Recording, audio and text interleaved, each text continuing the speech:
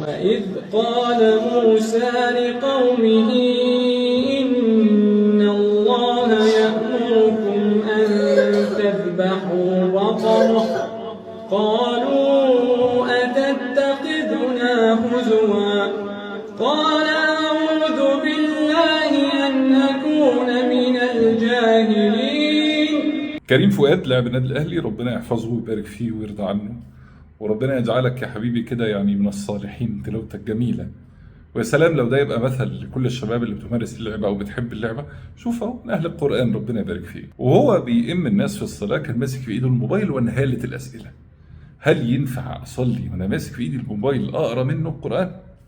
فالإجابة والله أعلم إنه في صلاة النافلة زي قيام الليل زي التراويح أقدر أمسك في إيدي الموبايل، أفتح عليه المصحف أو أفتح قدام المصحف أو أمسك في إيدي المصحف وأنا أقرأ القرآن.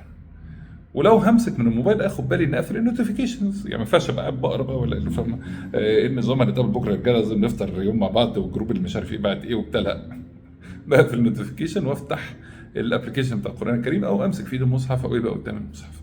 وقدر امكاني احط جنبي حاجه اضع عليها المصحف بعد ما اقرا من غير حركه كتير عشان اقدر اركع بشكل مظبوط واسجد بشكل مظبوط. الخلاف هيجي في الفرض، وإن كان الأمر اللي أنا أراه يعني إنه على الكراهة إن احتاج إليه المصلي، بمعنى واحد هيصلي الفرض ومش حافظ من القرآن شيء فهيمسك في إيده الموبايل أو المصحف، فساعتها هيبقى الأمر مكروه فقط. والأصل إني أجتهد في إني أحفظ آيات من القرآن أصلي بيها في الفرض، فما احتاجش إني أمسك المصحف.